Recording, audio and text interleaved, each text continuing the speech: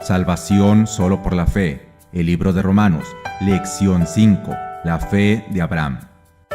El propósito de la lección de esta semana es que Abraham fue contado como justo porque le creyó a Dios. La lección la dividiremos en dos partes. La primera, la fe de Abraham, y la segunda, el testimonio de David.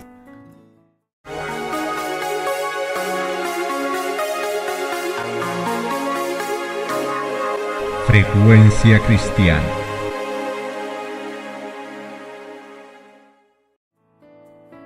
Pablo presenta la restauración de David al favor divino como ejemplo de la justificación por la fe. El perdón era un acto de gracia de Dios. Aquí hay otro ejemplo en el Antiguo Testamento de la justificación por la fe. De hecho, por más que muchos del antiguo Israel fuesen legalistas, la religión judía siempre fue una religión de gracia. El legalismo era una perversión de ella, no su fundamento. Iniciemos con la primera parte, la fe de Abraham. Porque, ¿qué dice la Escritura? Creyó Abraham a Dios y le fue contado por justicia. Romanos capítulo 4 y versículo 3. Un predicador que evidentemente desconocía la verdadera naturaleza del Evangelio arengaba a su congregación a seguir el ejemplo de aquella rana que cayó cierto día en un balde que contenía leche. El pobre animalito trató por todas las formas posibles de salir, pero los lados del balde estaban muy altos y como se encontraba flotando en la leche, no podía tomar el impulso necesario para poder superar el obstáculo, por lo que hizo lo único que podía hacer en tales circunstancias. Para no hundirse, siguió nadando y pataleando en la leche. Finalmente, para su alegría, la leche se convirtió en un bollo de mantequilla. La rana pudo pararse sobre la mantequilla y de ahí saltar fuera de su prisión. El mensaje del pastor para sus miembros ese día fue tan claro como pobre. Sigan remando, trabajando, haciendo todo lo que puedan y finalmente se salvarán. La salvación por obras es la falsificación maestra del padre de las mentiras. En el Edén, cuando logró que nuestros primeros padres cayeran en la desobediencia, inmediatamente mostró sus verdaderos colores. Hizo que se escondieran de Dios y trataran de solucionar sus problemas con sus propias manos. De esta manera nació el delantal de hojas de higuera, símbolo permanente de la religión falsa. Esto es lo que los transgresores de la ley de Dios han hecho desde el día en que Adán y Eva desobedecieron. Han cosido hojas de higuera para cubrir la desnudez causada por la transgresión. Han usado los mantos de su propia invención. Mediante sus propias obras han tratado de cubrir sus pecados y hacerse aceptables ante Dios. Y es que la salvación por obras es más fácil y natural para el corazón humano que la salvación por gracia. Solo quien ha nacido de nuevo puede entender lo que no es por obras. Estamos acostumbrados a trabajar y a esforzarnos para lograr lo que queremos, para alcanzar nuestros blancos. Todo en la vida parece que se consigue a través del esfuerzo y la superación propia. La promoción en el trabajo, las buenas calificaciones en los exámenes, el éxito en los negocios, la idea de gracia, de un regalo, de algo gratuito no encuentra eco en el corazón de mucha gente. Hay quienes no disfrutan de la puesta del sol porque no pueden pagar por ella. Sin embargo, ¿es posible acaso encontrar justificación, salvarse por cosas, por patalear lo suficientemente la leche, hasta elaborar un sistema de salvación propia? Este es el tema que trata el apóstol Pablo en el capítulo 4 de esta epístola. La gran pregunta. Difícilmente puede encontrarse una pregunta más importante y mayor trascendencia en las Escrituras, o aún fuera de ella, que la que formulara el patriarca Job hace ya varios milenios. Ciertamente yo sé que es así. ¿Y cómo se justificará el hombre con Dios? Job 9:2. El hombre nace culpable y separado de Dios, y sin capacidad de regresar al redil por su propia cuenta. El apóstol se dispone ahora a hacer el asunto inconfundiblemente claro. Recordamos cuán crucial fue la comprensión de este tema en los tiempos de la Reforma. El capítulo 4 inicia una nueva sección de la discusión, no necesariamente un nuevo tema. El propósito del apóstol es ahora ilustrar con un ejemplo bíblico lo que ha estado presentando en el capítulo anterior. Ha estado enseñando algunas cosas a las cuales la gente de su tiempo no estaba acostumbrada. En primer lugar, la justicia es provista por medio de la fidelidad de Cristo. En segundo lugar, no se puede obtener salvación por las obras de la ley. En tercero, la salvación es gratuita, algo inmerecido. Cristo pagó el precio total de nuestra redención y finalmente, La cruz propició la ira del Padre y satisfizo su justicia. Es muy posible que al llegar a esta altura en su exposición, el apóstol está anticipando alguna objeción de parte de sus lectores. Estaba consciente, debido a su experiencia pasada, que lo que estaba diciendo podría parecer novedoso, diferente, para aquellos que estaban acostumbrados a entender la palabra de Dios a la luz de las tradiciones de los judíos. Eso parece ser una nueva teología. Los rabinos no enseñan tal cosa. ¿Cómo puede decir el apóstol que las obras no cuentan cuando todo el mundo sabe cuán importantes son? Si alguien tiene dudas al respecto, pregúntele a los fariseos, la gente más respetada, conocedora de la ley y muy celosa. Su religión está basada en las obras. Como ya notamos, la salvación por obras había llegado a ser el corazón de la religión judía. Había formas y exigencias externas para cada cosa. Y como eso es lo que enseñaban los rabinos más respetados, y se había practicado por mucho tiempo, la gente había llegado a pensar que se trataba de requerimientos de Dios que eran principios. Abraham y la justificación. Lo que Pablo se propone hacer ahora es explicar, ilustrar, que lo que acaba de decir no es nuevo, sino algo olvidado, tergiversado a través del tiempo por las tradiciones. Y para ilustrarlo va a hacer referencia a los dos personajes más ilustres que habían surgido en la larga historia del pueblo de Israel, muy respetados, casi venerados por los judíos, Abraham y David. Algo similar hizo Mateo al inicio de su evangelio, quien comenzó diciendo: libro de la genealogía de Jesucristo, hijo de David, hijo de Abraham, San Mateo 1:1. Un comienzo así a su libro le daba credibilidad. Jesús no era un impostor. Mateo era un actor digno de confianza. Abraham era el padre de la nación y el orgullo de todos los judíos. 3 veces la Biblia lo llama el amigo de Dios. En cierta ocasión, en una discusión con Jesús, algunos habían dicho: ¿eres tú acaso mayor que nuestro padre Abraham? Ser descendiente de Abraham era un orgullo y una garantía. Pablo, sin embargo, quiere derribar esa falsa seguridad. Amonestó a sus lectores diciendo que no por ser descendiente de Abraham son todos hijos. Había algo mucho más importante que descendencia física. Por otro lado, David no era solo el mayor de todos los reyes de Israel, sino que sobresalía en todo. No había habido otro como él. Era el dulce pastorcito, el músico sobresaliente, el soldado que derribó a Goliat.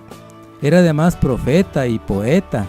El Mesías vendría a ocupar el trono de David, su padre.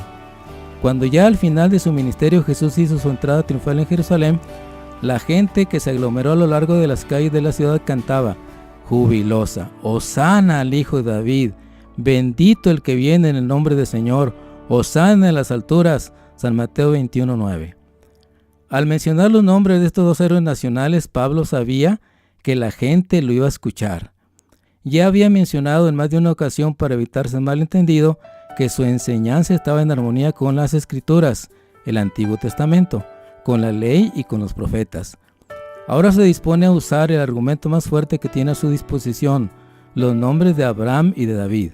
Ambos lo respaldaban, ambos conocían la gracia de Dios. Sin ningún preámbulo, entra directamente a la discusión con las siguientes palabras: ¿qué pues diremos que halló Abraham nuestro padre según la carne? Porque si Abraham fue justificado por las obras, tiene de qué gloriarse, pero no para con Dios. Porque ¿qué dice la Escritura? Creyó Abraham a Dios y le fue contado por justicia. Pero al que obra no se le cuenta el salario como gracia, sino como deuda.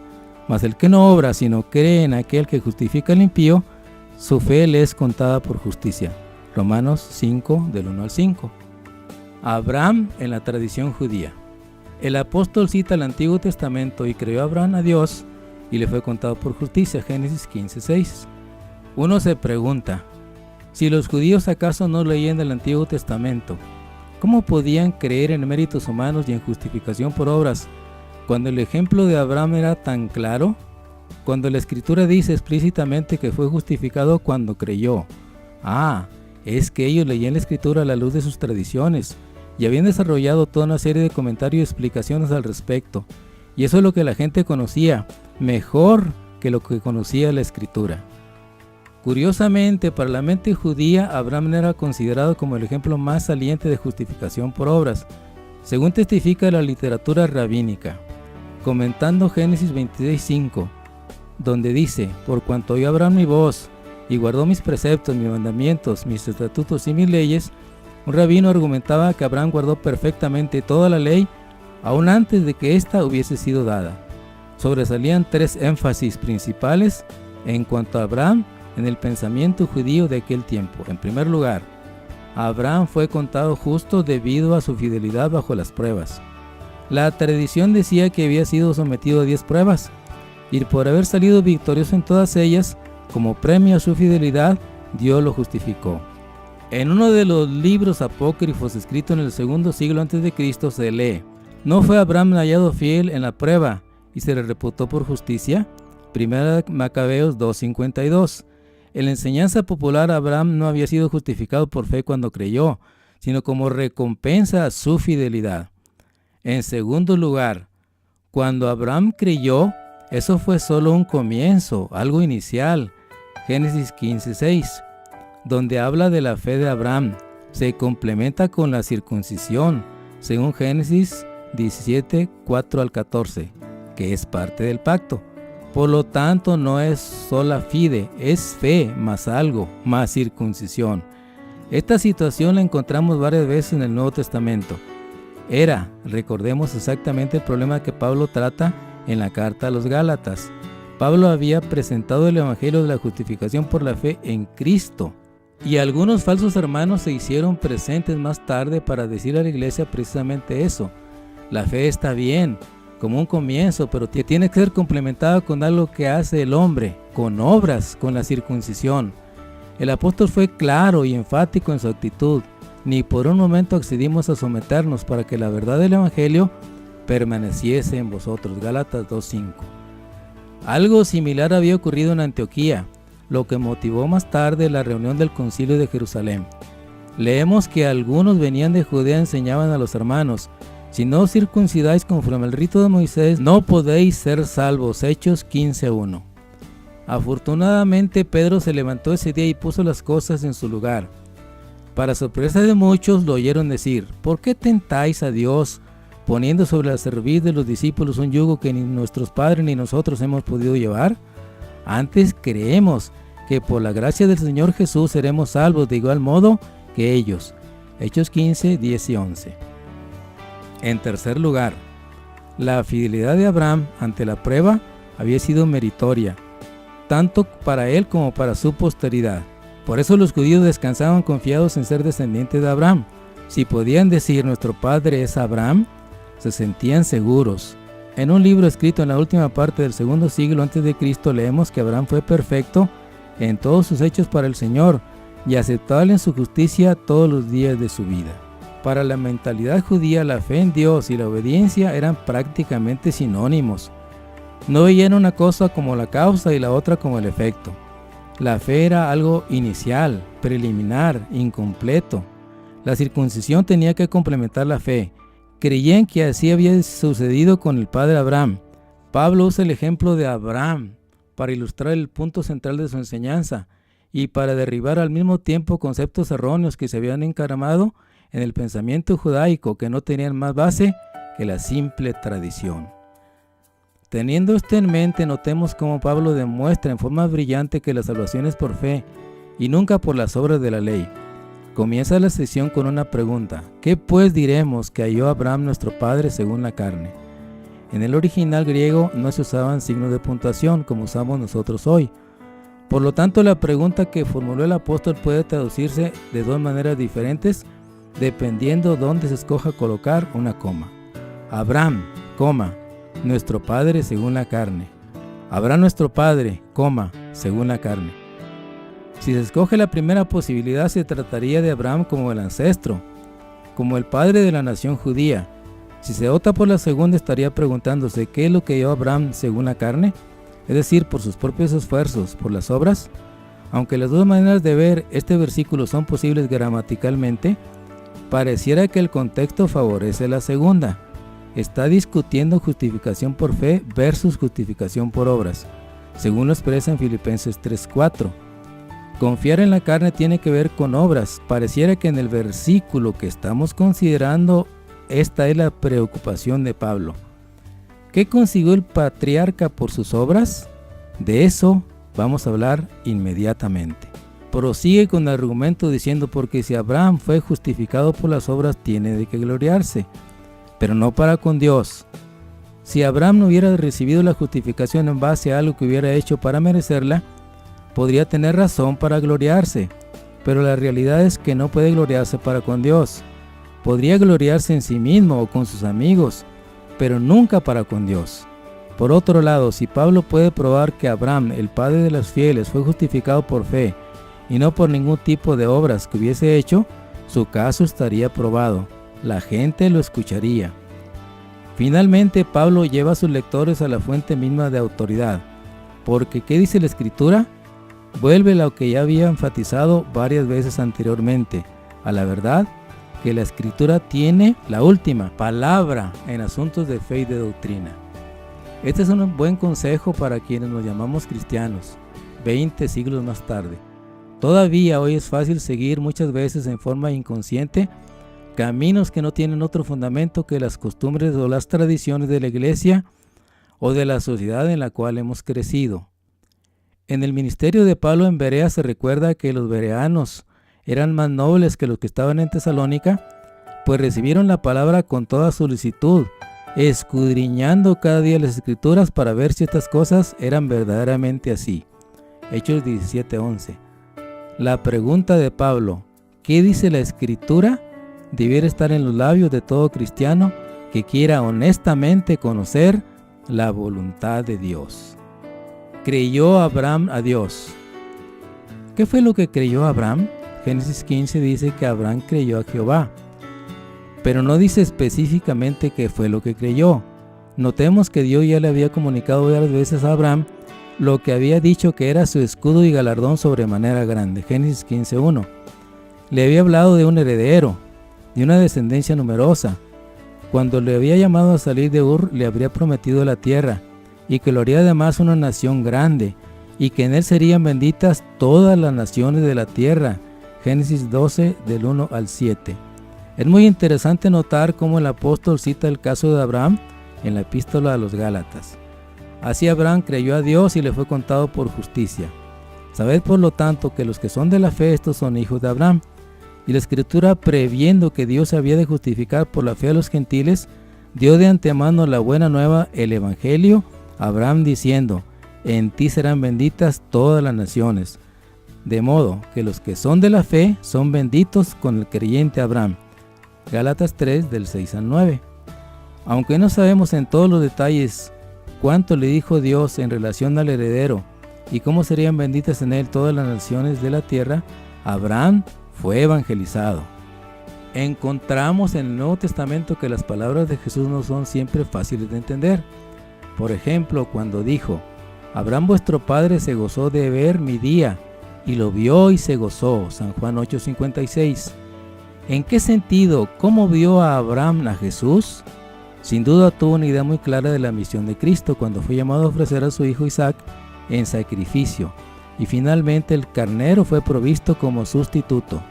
Es posible que Dios le haya dado más explicaciones en cuanto a su heredero, pero la Escritura no da detalles. Comentando sobre esto, Elena White dice, después de citar Juan 8:56, Abraham había deseado mucho ver al Salvador prometido.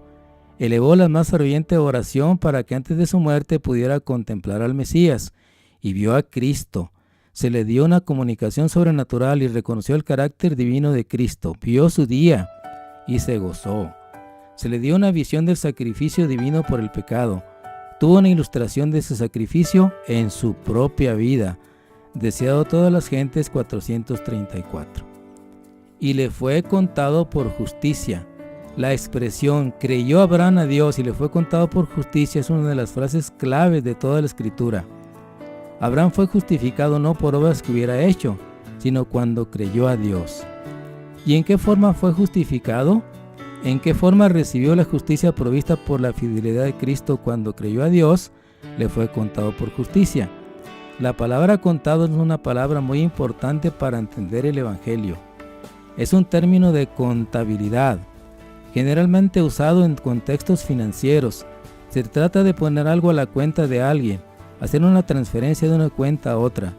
La misma palabra usa Pablo Con respecto a Onésimo, le escribió a su amo: o si en algo te dañó o te debe, ponlo a mi cuenta. Filemón 1:8.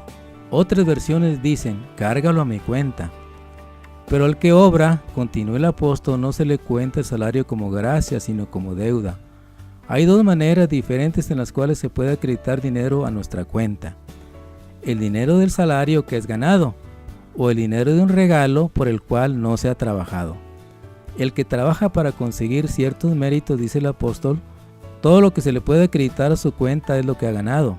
Y en el terreno religioso, todo lo que el hombre puede ganar, todas sus justicias son como trapo de inmundicia. Isaías 64:6.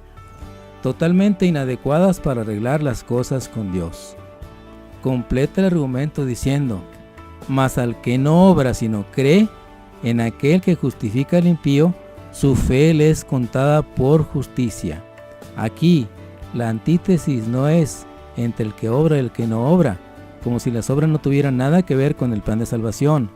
Es más bien entre el que obra, el que confía en sus obras, y el que no depende de sus obras sino cree, que acepta por fe la justicia de Cristo. Por lo tanto, Dios justifica al impío, porque no hay justo ni aun uno. Romanos 3:10. Abraham fue un hombre bueno, un modelo de piedad y obediencia, pero no fue justificado por obras, porque igual que todo ser humano, está destituido de la gloria de Dios. Es por eso que la manera en que Abraham fue justificado es la única manera posible, aceptando por fe lo provisto por Dios. Pablo usa dos argumentos poderosos para probar su caso en cuanto a Abraham. En primer lugar, dice que en la justificación de Abraham, la circuncisión no jugó ningún papel. Ya fue declarado justo ante Dios antes que le pidiera tal cosa. No se podría decir de ninguna otra manera. ¿Es pues esta bienaventuranza solamente para la circuncisión o también para la incircuncisión? Porque decimos que a Abraham le fue contado por justicia. ¿Cómo pues le fue contada? No en la circuncisión, sino en la incircuncisión. Y recibió la circuncisión como señal, como sello de la justicia, la fe que tuvo estando aún incircunciso, para que fuese padre de todos los creyentes no circuncidados, a fin de que también a ellos la fe les sea contada por justicia. Y padre de la circuncisión, para los que no solamente son de la circuncisión, sino que también siguen las pisadas de la fe de nuestro padre Abraham antes de ser circuncidado. Enseguida pasa a hablar de la ley.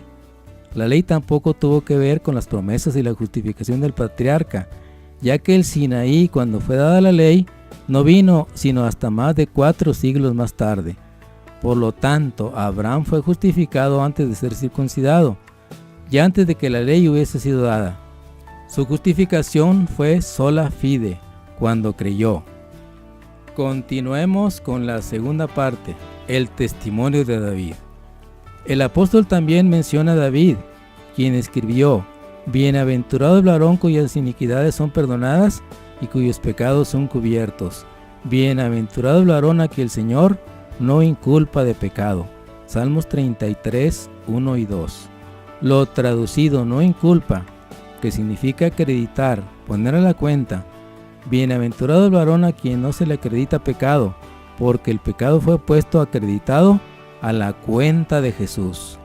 En otras palabras, cuando Dios justificó a Abraham y a David, hizo dos cosas negativamente.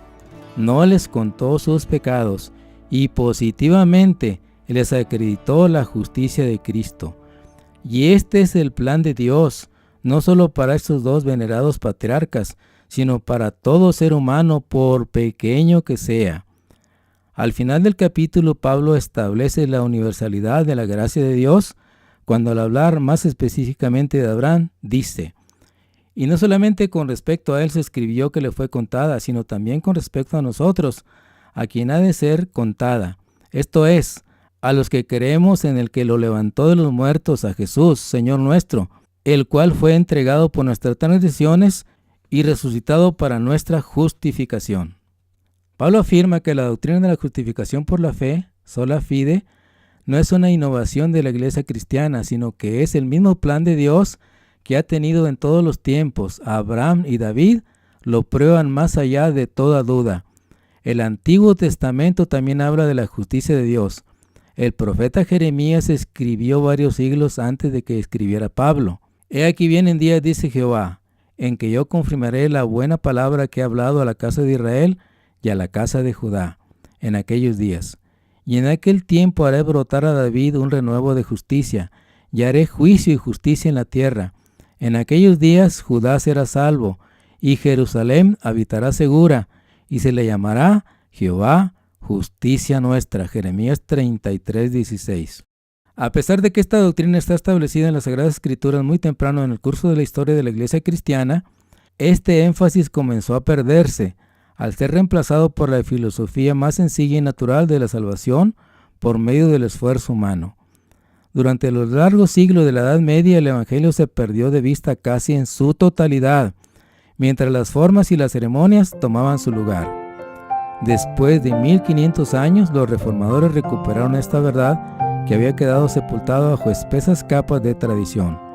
Cuando Martín Lutero comenzó a proclamar valientemente, poniendo en peligro su propia vida, que la salvación es sola fide, solamente por fe. Decidamos hoy, como pecadores, todos los días dirigirnos a Cristo con fe y a aferrarnos de sus méritos, poniendo nuestros pecados sobre Él y recibir su perdón, y decir como el rey David: Dios, ten compasión de mí, conforme a tu amante bondad, conforme a tu inmensa ternura, borra mis transgresiones, lávame de fondo de mi maldad y límpiame de mi pecado.